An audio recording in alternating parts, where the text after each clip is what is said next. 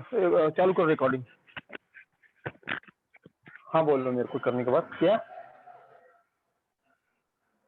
हाँ हाँ सर। हाँ नमस्कार बच्चों, गुड मॉर्निंग। ब्रह्म मुंबई महानगर पालिका माध्यमिक शिक्षण ऑनलाइन में आपका सहर्ष स्वागत है। मैं जितेंद्र आलमले सर, ग्लोब मिल पैसेज मनपा माध्यमिक शाला, आपका हार्दिक स्वागत करता हूं इस ऑनलाइन अध्ययन में।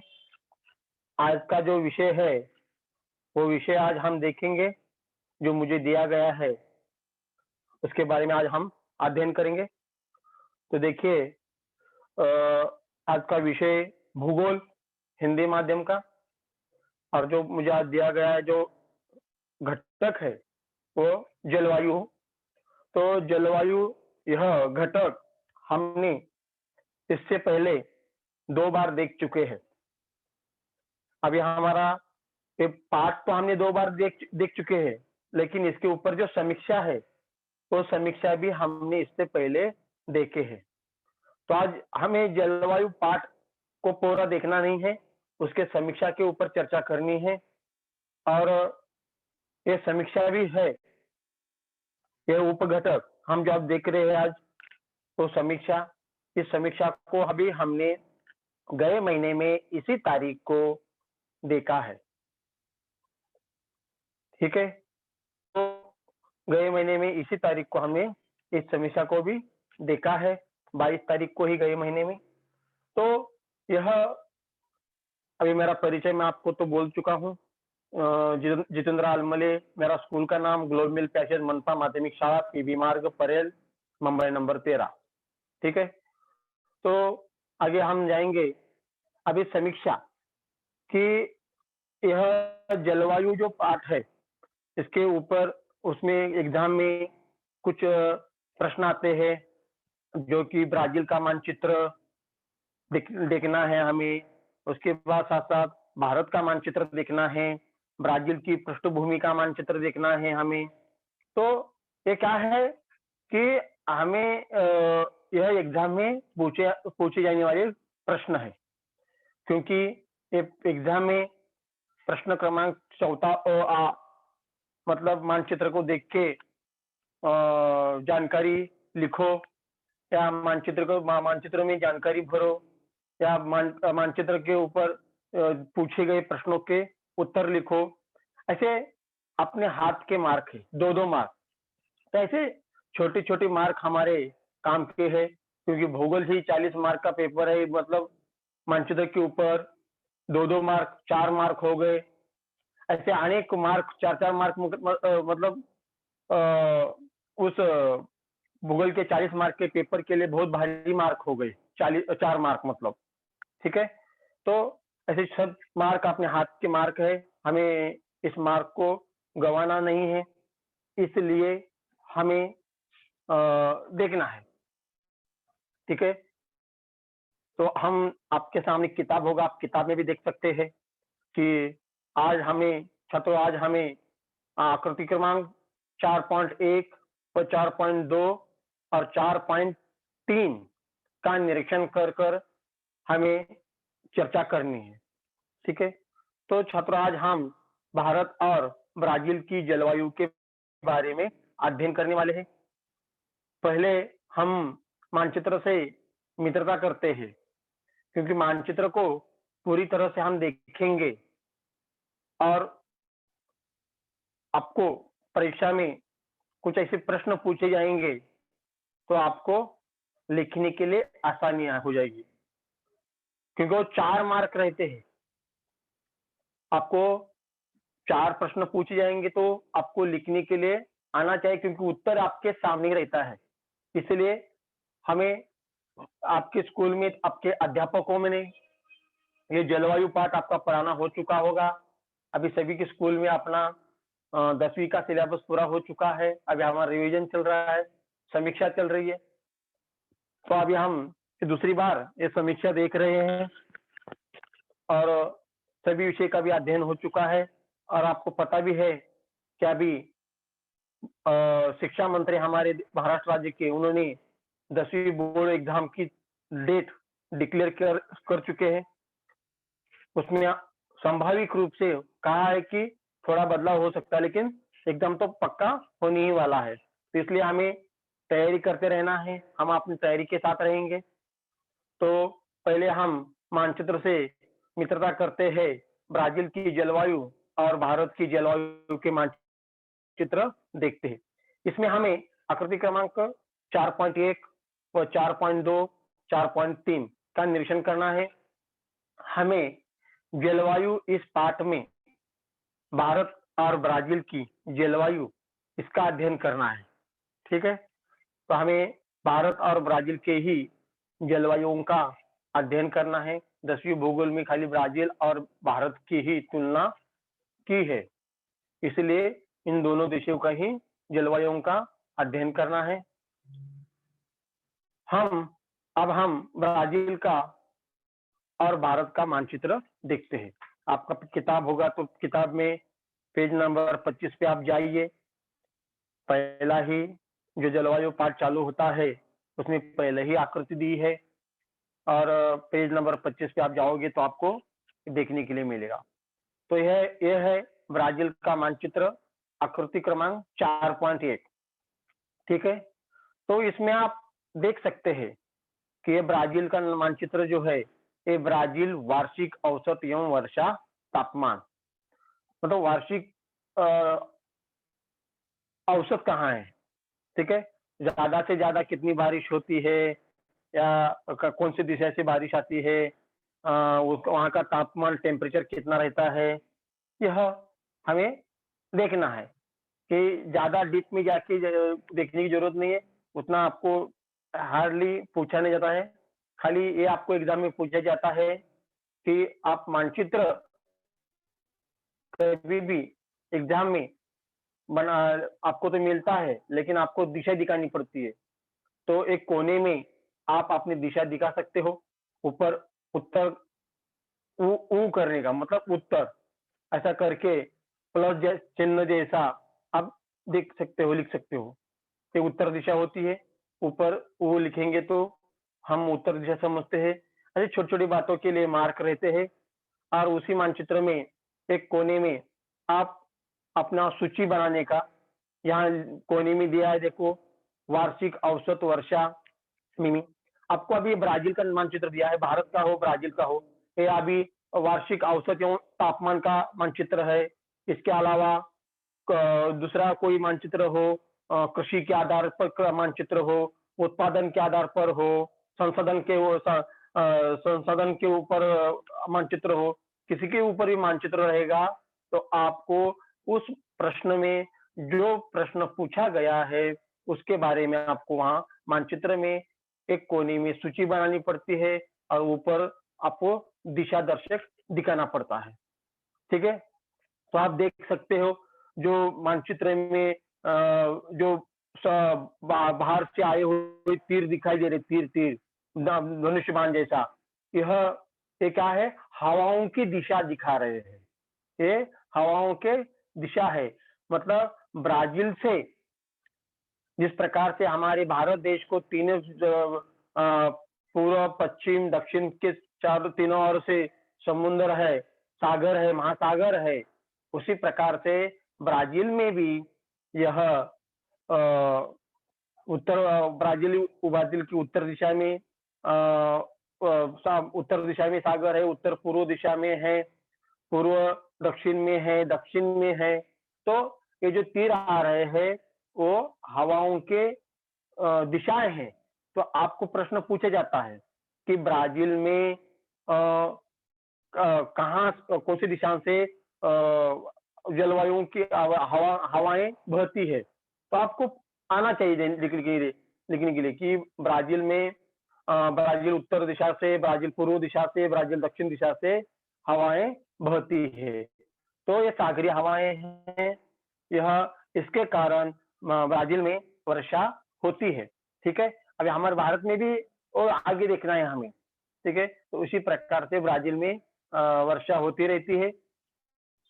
तो यह हो गया। उसके साथ साथ यहाँ दिया है, देखिए मानचित्र में ज्यादा डार्क ब्लू कलर में जो दिया है, नीले कलर में, वहां उस जगह पे 3000 से ज्यादा 3000 मिमी से ज्यादा औसत वर्षा होती है, वार्षिक औसत वर्षा होती है। थोड़ा कम डार्क वाला है, वहां देखेंगे 2500। उसके बाद धीरे धीरे जैसे जैसे फीका फीका होता चला दिखाया गया है इधर, जो क्या है, जैसे उसी जगह पे कम वर्षा दिखाई देती है। अभी हम देखेंगे तो कम वर्षा ज्यादा कहाँ होती है, कम वर्षा जो कि ब्राजील के पूर्व दिशा में कम वर्षा होती है। ठीक है, तो यह ब्राजील के कम भाग में वर्षा होती है। और उसके साथ साथ हम मतलब वो कौन से बाहिया पिवाऊ, हाँ, तो ऐसे जगह पे रियो ग्रांडे दो नॉर्ते, सियारा, इस जगह पे क्या होती है, वर्षा कम होती है। तो उसके बाद ज्यादा वर्षा कहाँ होती है, जो कि अमेज़न नदी का जो जंगल है, परिसर है, उस जगह पे वर्षा ज्यादा होती है। क्यों, वह पूरा जंगल है वहाँ, हरा भरा, जो कि हम अमेज़न की जो नदी है या वो जहाँ का जंगल है, उसको हम क्या कहते हैं, दुनिया के फेफड़े कहते हैं। क्योंकि जो हमें अच्छा ऑक्सीजन मिलता है दुनिया को, तो वहां से मिलता है, ऐसा कहते हैं, सही है, क्योंकि वहाँ बहुत ही अच्छी वनस्पतियां हैं। और वहाँ जब ज्यादा जंगल होने के कारण, पेड़ पौधे होने के कारण, वहाँ वर्षा का औसत तापमान, औसत वर्षा का औसत, वार्षिक औसत ज्यादा दिखाई देता है। ठीक है, तो ये जानकारी आपको खाली बता रहे हैं, क्योंकि परीक्षा में आपको पूछा जाता है कि ब्राजील में कौन सी जगह पे ज्यादा बारिश होती है, तो आपको ये आना चाहिए। ठीक है, आपके सामने मानचित्र रहता है, मानचित्र को देखकर आपको यह प्रश्न का उत्तर लिखना पड़ता है। ठीक है, अब हम देखेंगे भारत, भारत वार्षिक औसत एवं वर्षा तापमान। ठीक है, तो भारत में आप देख सकते हो कि मैं अभी बोला था आपको, तो भारत में हमारे 3 दिशा में महासागर सागर लगते हैं। पश्चिम में अरब सागर, दक्षिण में हिंद महासागर, पूर्व में बंगाल की खाड़ी, ये तीनों जगह से हमारे देश में, इन तीनों दिशाओं से समुद्र से वार्षिक अपना बारिश जो हो कहते हैं हम, और उसके हवाएं बहते हैं। ठीक है, तो देखिए इसमें भारत में देखेंगे तो यह अरब सागर से देखेंगे तो कोकण किनारा जो यहाँ भी दिखाई दे रहा है, तीर तीर दिखाई दे रहा है हमको, धनुष्मान जैसा, तो यह हवाओं की दिशा है, जलवायुओं की दिशाएं हैं। ठीक है, वायुओं की दिशाएं हैं, वह दिशाएं कोकण, केरला, उसके बाद बंगाल की खाड़ी से भी, हिंद महासागर से भी, जैसे कि चेन्नई की दिशा से, इस जगह से अपने देश में वार्षिक जो अपना बारिश होती है, उसके हवाओं की दिशा, उधर से जब हवाएं आते हैं, तभी हमारे देश में इस दिशा से पहले बारिश के लिए शुरुआत होती है। हमें मालूम है कि देश में हमारे पहले यहाँ बारिश तो कहाँ आती है, केरला में आती है। ठीक है, तो आप जाके देख सकते हैं, देखो केरला में यहाँ ज्यादा डार्क किया है, उधर ही ज्यादा बारिश होती है। और यह हमारे देश का एक प्रवेश द्वार है, जो बारिश हमारे देश में जो आती है, पहले केरला में आती है। हम तो देखते हैं कि जून जुलाई में बारिश होती है, हम ऐसा कहते हैं, लेकिन बारिश का जो आगमन है हमारे देश में, वो आगमन केरला इस जगह से हमारे देश में आगमन होता है। और उधर ही उसके बाद हमारा भारत का हिस्सा जो है लक्षद्वीप, वहां भी पहली बारिश होती है, उधर भी ज्यादा बारिश होती है, जो आपको गोल करके दिखाया गया है इधर, तो लक्षद्वीप। उसके बाद वो हमारे देश का केंद्र शासित प्रदेश है, उसके साथ वो लक्षद्वीप हो गया, उसके बाद एक केरला हो गया, उसके बाद धीरे धीरे जाएंगे तो हम कोकण की साइड में जाएंगे, ये कोकण का पूरा परिसर है। तो ऐसी जगह पे क्या होता है, बारिश ज्यादा होती है। उसके साथ साथ हम देखेंगे भारत के पूर्व दिशा में देखेंगे, पूर्वी हिमालय की तरफ जाएंगे आसाम में उसी साइड में देखेंगे तो उधर भी ज्यादा बारिश होती है। तो ये क्या है, हमारे ज्यादा बारिश होने के ठिकान है। ठीक है। तो इस प्रकार से अपने भारत देश में भारत के पश्चिम दिशा से, पूर्व दिशा से, दक्षिण दिशा से हवाएं बहती है। ठीक है। तो इसके कारण अपने देश में वार्षिक औसत वर्षा होती रहती है। उसी प्रकार से मैंने आपको कहा था कि मानचित्र में आपको कोने में ऐसा दिशा दिखाना चाहिए। यहाँ दिखाए, देखो दिशा दिखाइए, ऐसा प्लस जैसा लिखने का, और ऊपर तीर जैसा बना के ऊ लिखने का, मतलब उत्तर, वो दिशा हो गई, दिशा दर्शक हो गया। उसके बाद ऐसा सूची हमें बनाना है और सूची में दिखाना है। ये तीर जैसा जो है मानसून आगमन की हवाएं।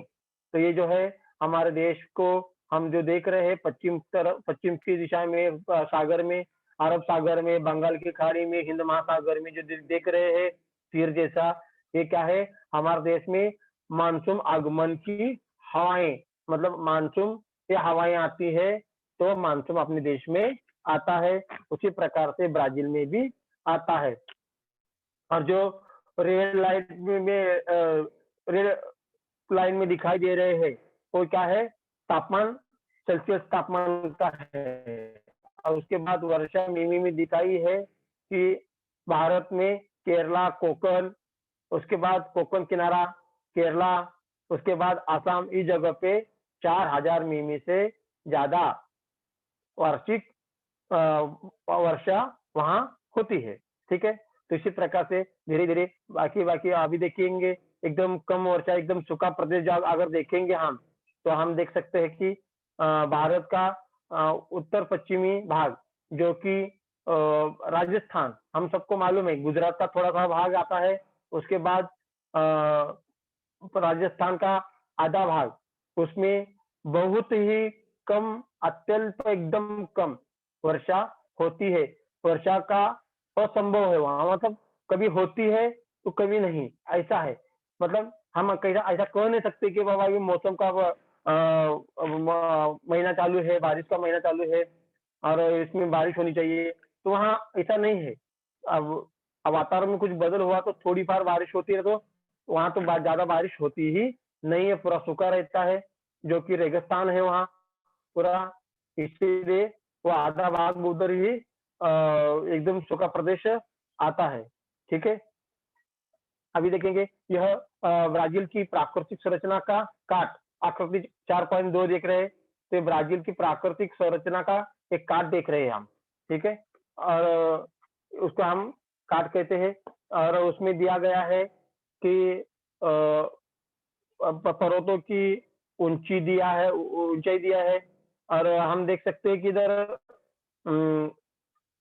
जो इसमें देखेंगे तो भौगोलिक स्पष्टीकरण में भी देखेंगे, तो ये जो किनारे, जो समुद्र के किनारे जो बड़े बड़े तटीय प्रदेश है, तटीय प्रदेश में यह ब्राजील की उच्च भूमि हम देख रहे हैं। और ये क्या है, विशाल कगार है। ये जो विशाल कगार जो कहते हैं, यह विशाल कगार जो समुद्र से जो आने वाले जो मानसून हवा, आगमनों की जो हवाएं हैं, ये हवाएं क्या करते हैं, वह उनको अवरोध निर्माण करते हैं।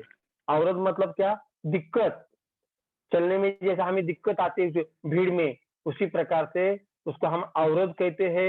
ये विशाल कगार जो है, पहाड़ है, यह बाहर से आने वाली, समुद्र से आने वाली जो हवाएं हैं, मानसून हवाएं, उसको क्या करते हैं, अवरोध निर्माण करते हैं। इस कारण उस जगह पे ज्यादा बारिश होती है। ठीक है। देखिए हम देखते हैं तटीय प्रदेश में 1200 मिमी बारिश हो गई है। ब्राजील की उच्च भूमि में भी 600 मीटर मिमी बारिश हो गई है। उसके बाद थोड़ी देर पराना नदी का मैदान देखेंगे तो वहाँ 1500 मिमी की बारिश हो चुकी है। और वहाँ का जो तापमान है 21 अंश सेल्सियस रहता है। उसके बाद आपको मैंने बताया था कि पहले ब्राजील के मानचित्र में आपको बताया अमेजन नदी का मैदान। देखिए अमेजन नदी के मैदान में आप देखेंगे ऊपर, तो वहाँ 2000 मिमी बारिश होती है, ऐसा रिकॉर्ड है वहाँ। उसके बाद एंडीज पर्वत की तरफ देखेंगे, वहां भी ऊंचाई के ऊपर एंडीज पर्वत में 1600 मिमी बारिश होती है। तो ये विशाल कगार जो है, ये विशाल कगार क्या करते हैं, जो आप देख सकते हैं मानचित्र में, यह हमारे पृष्ठभाग का तट का काट का मानचित्र है। इसमें हम देख सकते हैं कि विशाल कगार, ये विशाल कगार पहाड़ जैसे ऊंच ऊंच पहाड़ रहते हैं, और उसके बाद जो बाहर से जो हवाएं आते हैं, मानसून हवाएं, वो उसको टकराते हैं, और उसमें क्या होता है, यह अवरोध निर्माण होती है, और वो जो बादल भर के जो आते हैं उसी जगह पे बरसते हैं और आगे आगे धीरे निकल के चले जाते हैं।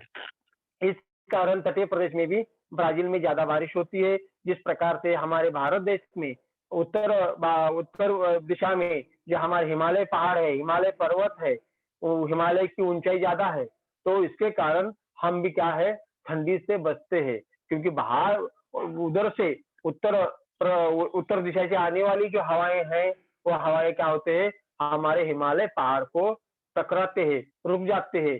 हमारा हिमालय पर्वत उस बाहर से आने वाली हवाओं को अवरोध निर्माण करते हैं, इसलिए हमें उसका संरक्षण होता है। ये भौगोलिक रूप से देखेंगे तो हिमालय पर्वत हमारे लिए भी बहुत ही अच्छा वरदान बन चुका है। नहीं तो आप हिमालय के उसी साइड भी देखेंगे, हिमालय हिमालय के पर देखेंगे तो वहां आपको बर्फ ही बर्फ दिखाई देगा।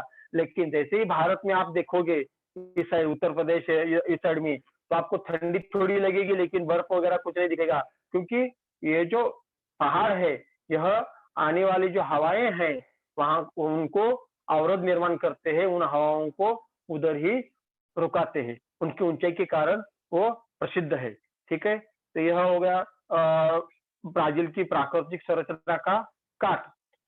आगे हम देखेंगे उसी प्रकार से छात्रों, इस प्रकार से हमने ब्राजील की वार्षिक औसत वर्षा एवं तापमान और भारत की वार्षिक औसत वर्षा एवं तापमान के बारे में इस मानचित्र के माध्यम से जानकारी प्राप्त की है। अभी देखिए, हम तो ऑनलाइन में हम तो पढ़ाई कर रहे हैं, लेकिन आपके शिक्षकों ने कक्षा में आपको बताया होगा, पढ़ाया होगा, कि आपका पाठ भी पूरा हुआ होगा, उसके साथ साथ आप प्रश्न उत्तर भी लिखते होंगे, क्योंकि सभी स्कूलों में आप अपने अपनी तरीके से आप अपने शिक्षकों को भी बताए कि हमारे एग्जाम लीजिए। अभी हम सब स्कूलों में एग्जाम तो हो रही है, क्योंकि हमारे पास गए साल का बहुत सारा मटेरियल है, तो उस मटेरियल का क्वेश्चन पेपर का हम इस्तेमाल अभी इस कोरोना काल में हम कर सकते हैं। सभी के स्कूलों में क्वेश्चन पेपर गए साल के हमारे जो प्रीलिम एग्जाम हो गई थी, 5 एग्जाम हो चुके थे, हमारे पास 5 संच प्रश्न है। तो एक एक करके आप सब टाइम देकर अपने शिक्षक से आप अपना एग्जाम चालू कीजिए, क्योंकि हमें लिखने की प्रैक्टिस जो है तो प्रैक्टिस हो जाएगी, क्योंकि इस कोरोना काल में बहुत सारे बच्चों की लिखने की प्रैक्टिस कम हो चुकी है। इसलिए हमें वो पेपर जो है हमारे पास, प्रश्न संच 5 जो गए साल के है, वो आपको जानकारी के लिए, भूगोल में कोई भी सिलेबस पाठ पोर्शन से कम नहीं किया है।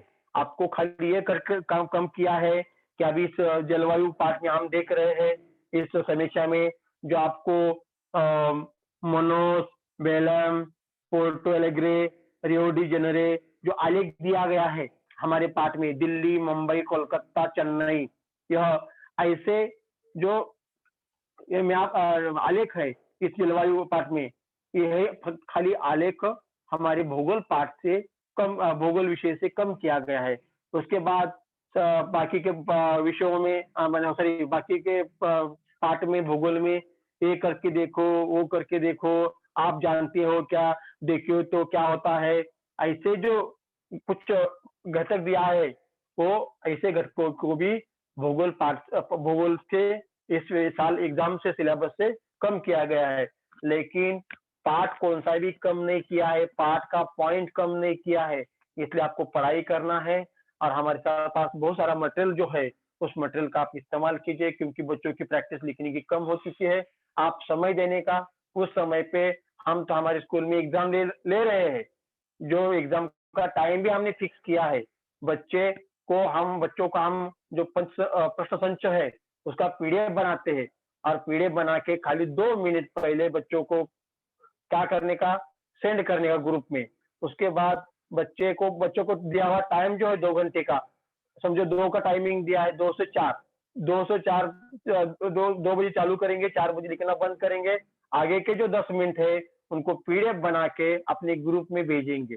4:10 के बाद जो भेजेगा उसका पेपर चेक नहीं हो जाएगा, उसका पेपर देखा नहीं जाएगा। ऐसा बच्चे करेंगे तो आपको लिखने की प्रैक्टिस हो जाएगी और आपको मालूम भी पड़ेगा कि 2 घंटे में मैंने कितना लिखा और कितना मार्क्स मेरे को मिला। तो हमने बच्चों से करवा के ले रहे, बच्चे अच्छे रिस्पॉन्स दे रहे। आप भी अपने शिक्षक को बोलिए स्कूलों में कि सर ऐसा ऐसा ऑनलाइन एग्जाम लीजिए, टाइम टेबल बनाकर आप हर रोज सोमवार से लेकर शनिवार तक हर रोज एक विषय का पेपर लेने का। आपकी पढ़ाई तो होती है, पढ़ाई के अलावा टाइम देने का 204 या 4 से 6 ऐसा टाइम देने का। हमने तो टाइमिंग दिया है, 5 से 7 दिया है। तो उस टाइम पे बच्चे लिखते हैं, पेपर सेंड करते हैं, बच्चों को मालूम भी नहीं रहता कि कौन सा पेपर है, कौन सा आने वाला है। डायरेक्ट हम उसको सेंड करते हैं। तो घर में उनको बोला है आप देख के लिखिए, कोई बात नहीं है, क्योंकि देख के लिखने से आपको सही आंसर क्या है, सही उत्तर क्या है, ये आपको मालूम पड़ेगा। अगर आप बिना देख के लिखोगे तो कभी कभी ऐसा होता है, होशियार बच्चे बिना देख के लिखते, कोई बात नहीं, अच्छी बात है। लेकिन जो कमजोर बच्चे हैं वो देख के लिखे, क्योंकि आपको सही आंसर क्या है मालूम पड़ेगा। तो इसी प्रकार से आपको थोड़ा मैंने जानकारी दिया एग्जाम के बारे में भी। और उसके बाद साथ साथ ब्राजील के प्रमुख शहरों का और भारत के प्रमुख शहरों का वार्षिक औसत तापमान वर्षा का आलेख देखेंगे। एक खाली आपको मैं आपको दिखाता हूँ, जानकारी नहीं बताऊंगा क्योंकि ये परीक्षा में आने वाला नहीं है। ठीक है, तो यह रेड लाइन में जो दिया है यह अधिकतम तापमान है और ब्लू लाइन में जो दिया है न्यूनतम तापमान है। तो इसी प्रकार से ये जो मोनोस, बेलम, यह ब्राजील के बड़े बड़े शहर है, वहां का तापमान गिना जाता है कि कितना कितना है। तो यह इस साल आपको परीक्षा से कम कर दिया गया है। उसके साथ साथ port Alegre, Rio de Janeiro, ये भी आपको इस साल आपके पढ़ाई से कम कर दिया गया है, उसके ऊपर ज्यादा ध्यान देने की आपको जरूरत नहीं है। ठीक है, यह दिल्ली है। दिल्ली हमारे देश में हम देखते हैं कि न्यूज चैनल में आपको दिखाते हैं कि हमारे देश का आज का टेम्परेचर, मुख्य शहरों का टेम्परेचर देखते हैं, क्योंकि अंदाजा हमें आता है।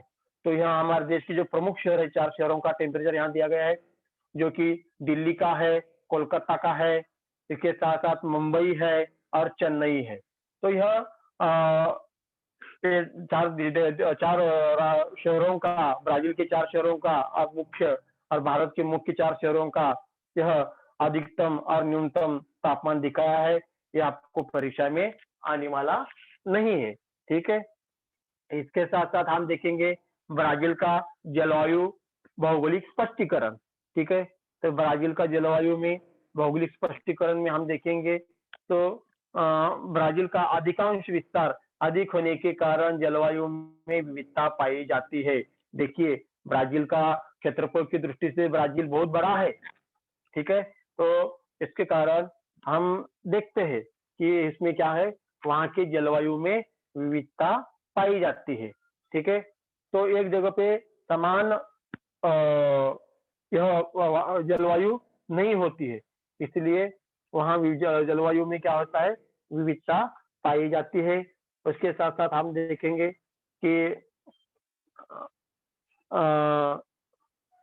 अभी देखिए, जैसे भूमध्य रेखा के पास उष्ण तो मकर रेखा के दक्षिण में शीतोष्ण जलवायु पाई जाती है। ठीक है, तो उसके बाद दक्षिण पूर्व और उत्तर पूर्वी दिशा से आने वाली पूर्व व्यापारिक हवाएं, इस हवाओं से ये देश में वर्षा होती है। मैंने आपको ब्राजील के मानचित्र में आपको दिखाया है कि दक्षिण पूर्व और उत्तर पूर्वी दिशा से जो मानसून आगमन की हवाएं आती है, तो उन हवाओं के कारण इस ब्राजील देश में वर्षा होती है। अभी आपको बाद में वो पीपीटी दिखाऊंगा तो हमें पीछे जाना पड़ेगा, इसलिए मैं आपको ऐसे ही बता रहा हूं मैं कि ब्राजील का जो हमने पहला मानचित्र देखा और ब्राजील के मानचित्र में आपको धनुष्य बाण जैसे तीर जैसी जो दिशाएं दिखाई हैं, वो दक्षिण पूर्व और उत्तर पूर्व दिशा से आने वाली पूर्व व्यापारिक हवाओं के कारण ही इस ब्राजील में वर्षा होती है। ठीक है, उसके साथ साथ हम देखेंगे आगे। देखिए, अभी ये मानचित्र आया जो मैंने आपको दिखाया था ब्राजील में वर्षा। तो इस प्रकार से यह हम देखते उत्तर पूर्व दिशा और दक्षिण पूर्व दिशा, ये जो है ये बाजू में महासागर है और यह सागर के कारण, इसके कारण ये क्या हो रहा है, यहाँ से हम देखते हैं कि जो हवाएं आती है मानसून की हवाएं, वह मानसून की हवाएं अपना इसके कारण मानसून हवाओं के कारण यहाँ बारिश होती है। और ये जो सागर है हमारे देश में हम देखते हैं कि भारत के पश्चिम में अरब सागर है, पूर्व में बंगाल की खाड़ी है, दक्षिण में हिंद महासागर है। तो ब्राजील के इन दिशाओं में कौन सा सागर है? तो ब्राजील के उत्तरी दिशा में उत्तरी अटलांटिक महासागर आता है और दक्षिणी में दक्षिणी अटलांटिक महासागर आता है। इन महासागरों से आपको ये भी जानकारी होनी चाहिए, तो इन महासागरों से जो आने वाले मानसून हवाएं जो है, मानसून आगमन की हवाएं इस दिशा से आते हैं। इसके कारण इस ब्राजील में बड़ी मात्रा में बारिश होती है। ठीक है, तो आपको मानचित्र के माध्यम से मैंने दिखाया। ठीक है,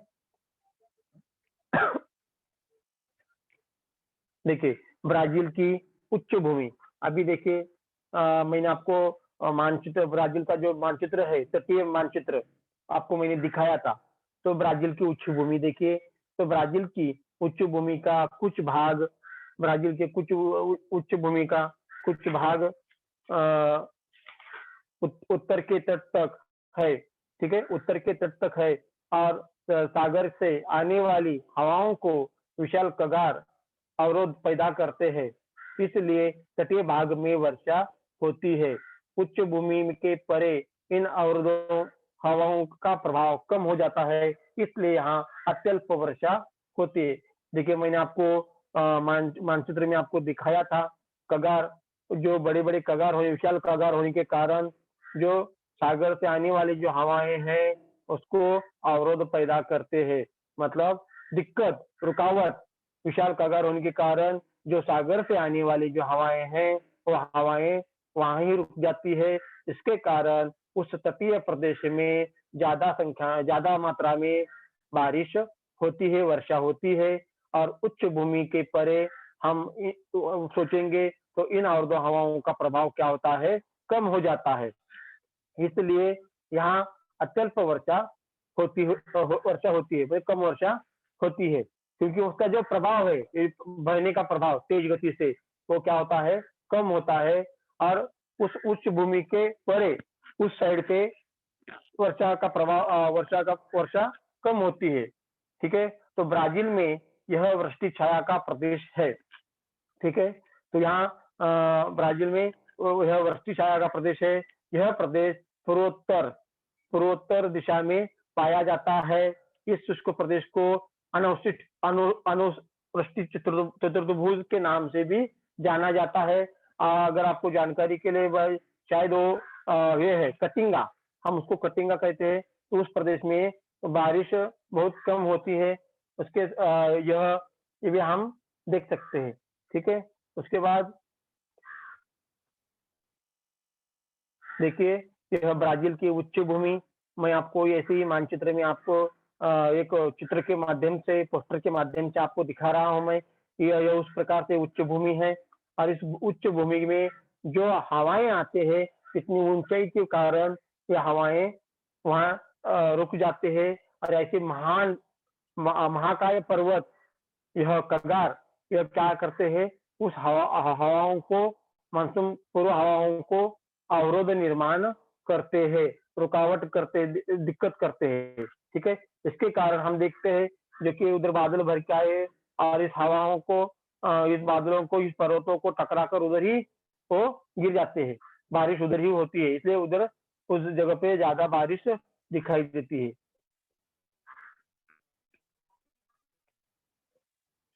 तापमान संदर्भ में देखेंगे, तापमान के संदर्भ में ब्राजील का उत्तर प्रदेश उष्ण है, तो दक्षिण प्रदेश का तापमान तुलना में कम है, ठीक है? तो इसमें ऋतुअनुसार विविधता पाई जाती है, क्योंकि ब्राज़ील क्षेत्रफल की दृष्टि से बड़ा है। ब्राज़ील में वर्षा के कारण परिवहन में भी अवरोध निर्माण होता है। देखिए, आपको मैं बताता हूँ कि ब्राज़ील क्षेत्रफल की दृष्टि से बड़ा है। अभी भारत भी वैसा ही है, क्योंकि एक जगह पे तापमान, हवामान समान होता है क्या? नहीं। एक जगह पे जलवायु से होती है क्या? एक जैसी नहीं। अभी हम महाराष्ट्र की बात करेंगे, तो हम देखते ज़्यादा बारिश हम देखते हैं बम्बई में होती है, मुंबई शहर में होती है, कभी-कभी कोकण में होती है। तो मराठवाड़ा हो, विदर्भ हो, ऐसी जगह पे महाराष्ट्र में ही वो सूखा प्रदेश है।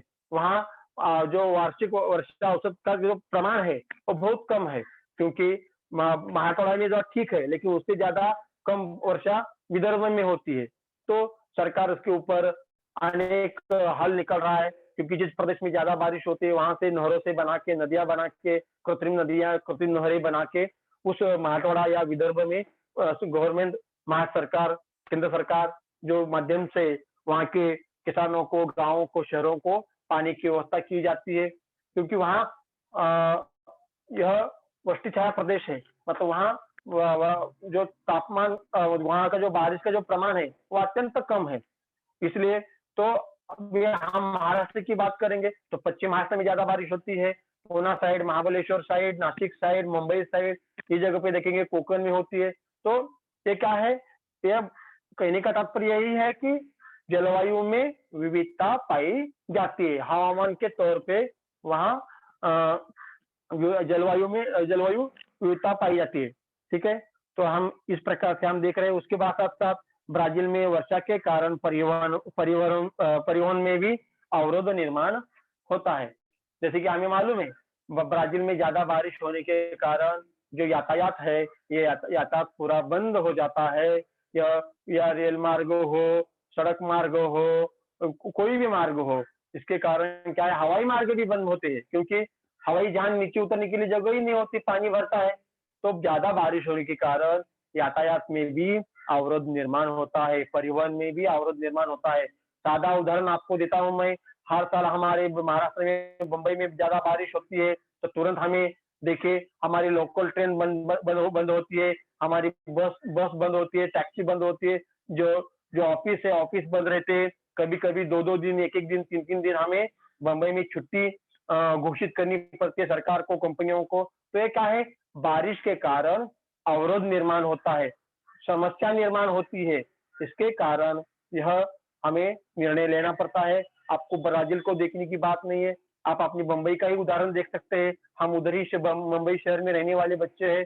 ज़्यादा बारिश होने के कारण क्या होता है, हमें मालूम है कौन से जगह पे पानी भरता है, पानी भरने से कितना समस्या निर्माण होती है, जाने के लिए आने के लिए समस्या निर्माण होती है, रेलवे बंद होती है, गाड़ियां बंद होती है, यातायात पूरा बंद होता है। तो इसको ही क्या कहते हैं, हम अवरोध कहते हैं। अवरोध निर्माण होता है ज्यादा बारिश होने के कारण, ब्राजील में भी और भारत में भी और ऐसे अनेक राज्यों में अवरोध निर्माण होते हैं, ठीक है? आगे देखेंगे, देखिए ब्राजील में वर्षा के कारण परिवहन अवरोध। तो देखिए इस प्रकार से ज्यादा बारिश होने के बाद पानी भरता है, तो पानी भरने के बाद गाड़ियां जाने के लिए समस्या निर्माण होती है। लोग अंदाजा लगा के अपनी गाड़ियां चलाते हैं। तो ये क्या है, इसके लिए ट्रैफिक जाम होता है, पब्लिक इकट्ठा होती है। उसके बाद जाने के आने के लिए यातायात की सुविधाओं को दिक्कत होती है। तो ज्यादा बारिश होने के कारण यह परिवहन में अवरोध निर्माण होते हैं। तो इसके साथ-साथ हम देखेंगे भारत में वर्षा के कारण परिवहन में अवरोध। देखिए वो जो चित्र था, हमने ब्राजील का देखा, अभी देखिए भारत का देखिए। भारत जनसंख्या में दुनिया में 2 नंबर पे आया है देश है।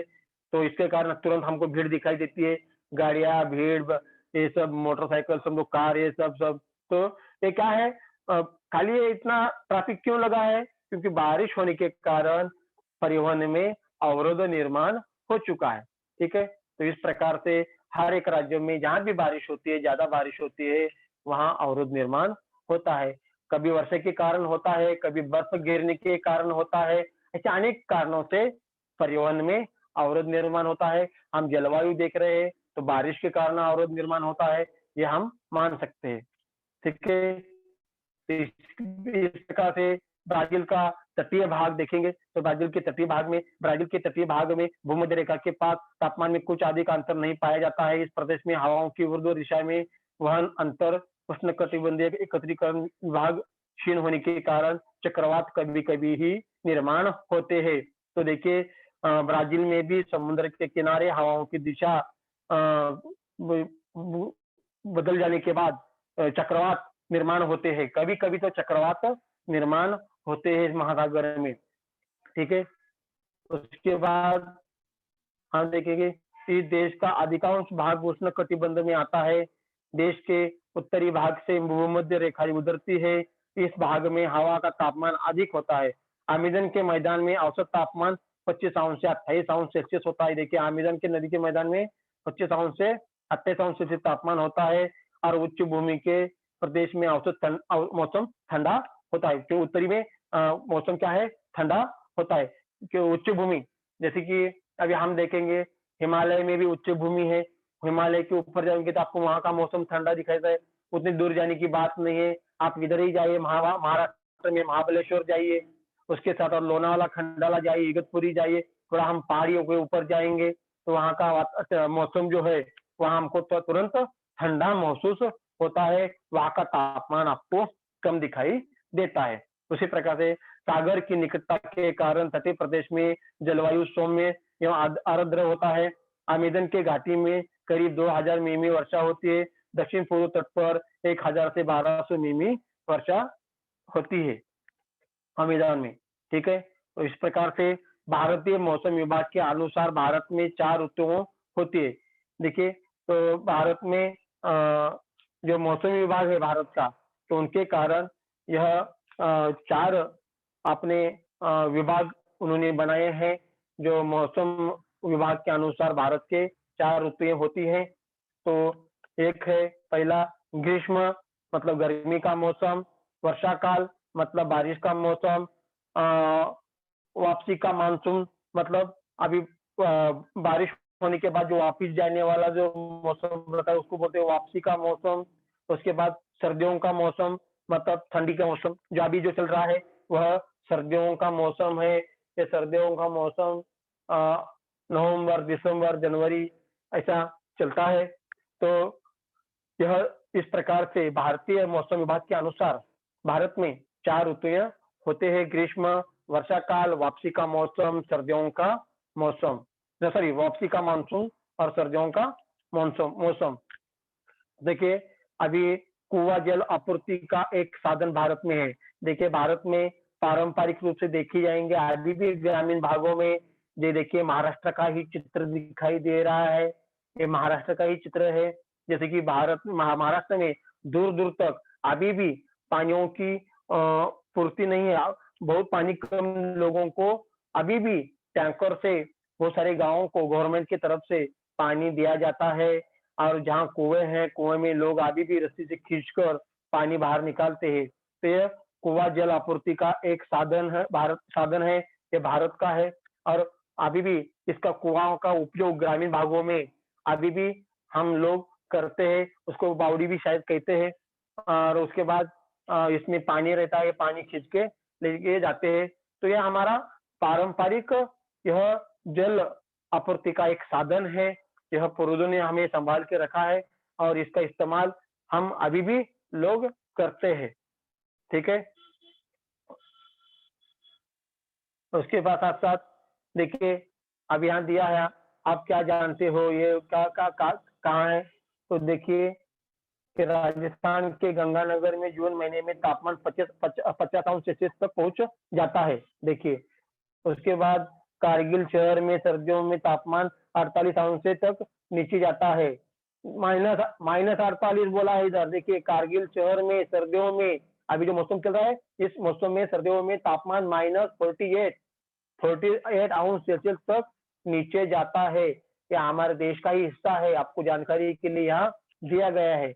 मेघालय के खासी जिले में स्थित मौसिनराम 11,872 मिमी एवं चेरापूंजी 11,777 मिमी यह भारत के ही नहीं बल्कि विश्व के सर्वाधिक वृष्टि के स्थान है। देखिए मेघालय में 2 जगह पे 11,872 मिमी और चेरापूंजी में 11,777 मिमी इतनी वार्षिक वर्षा हुई है। ये भारत में ही का ही रिकॉर्ड नहीं है, ये पूरे विश्व का रिकॉर्ड बन चुका है।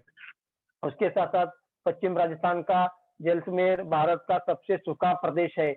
यहाँ साल भर में औसतन 120 मिमी से भी कम वृष्टि होती है। देखिए मैंने आपको बताया है कि ब्राज़ील में भी और भारत में भी जलवायु में विविधता पाई जाती है। देखिए मेघालय में भारत देश के पूर्व हिमालय में हम देखेंगे तो मेघालय में 2 जगह पे इतनी बारिश होती है और उसी देश में भारत में पश्चिम दिशा में राजस्थान में वहाँ इतनी कम बारिश होती है, वहाँ तो सूखा प्रदेश ही कहा गया है। यहाँ साल भर में औसतन 120 मिमी से भी कम वृष्टि होती है। इतना परिवर्तन, इतना विविधता पाई जाती है। यह हमें एक ही देश में यह दिखाई देता है। वापसी के मानसून द्वारा सर्वाधिक वर्षा तमिलनाडु में होती है। ठीक है, ये आपको जानकारी के लिए ये ऐसा दिया गया है। आपको ये अच्छी जानकारी मिली, अच्छी बात है क्योंकि हम ये भी जानकारी से हमें इसका आगे फायदा हो सकता है। उसी प्रकार से आप क्या जानते हैं? क्या आप जानते हैं ब्राजील उष्णकटिबंधीय देश है। यहाँ सामान्यतः हिमपात नहीं होता है। हमारे देश में बहुत सारा हिमपात होता है लेकिन वहाँ नहीं, किंतु कुछ अपवाद स्वरूप में परिस्थितियों में दक्षिण ध्रुवीय हवाएं ब्राजील के दक्षिण भाग में पहुंच जाती है। ऐसे में इस भाग में हिमपात होता है। वर्ष 1879 1997 सत्तावन एवं 1985 में हिमपात हुए हैं ऐसा कहते हैं। मतलब ब्राजील में वहाँ हिमपात नहीं होता है। कभी तो 3 बार हो चुका है, उनके वो साल दिए गए हैं। लेकिन अपने भारत देश में आप देखेंगे जम्मू कश्मीर में जाएंगे, ऐसी जगह पे जाएंगे तो ये सर्दियों के मौसम में तो आपको वहाँ हिमपात होता हुआ दिखाई देता है। इस प्रकार से जो हमने आज देखा ब्राजील का भारत भूगोल में जो पाठ है जलवायु पाठ की जो हमने जानकारी ली है, इसमें जो मेरे को टॉपिक दिया गया था समीक्षा, उसके ऊपर चर्चा करने के लिए हमने चर्चा की है। इस प्रकार से यह अपना जो समीक्षा है समाप्त होता है। आप बच्चों ध्यान देने का कि जो किताब में आपको सामने दिए है, मानचित्र दिए है, ब्राजील का मानचित्र, भारत का मानचित्र आप पढ़ो। आपको पढ़कर एक बार याद हो जाएगा। इससे पहले हमारे इस पाठ के ऊपर 2 बार लेक्चर हो चुका है, एक बार समीक्षा हो चुकी है।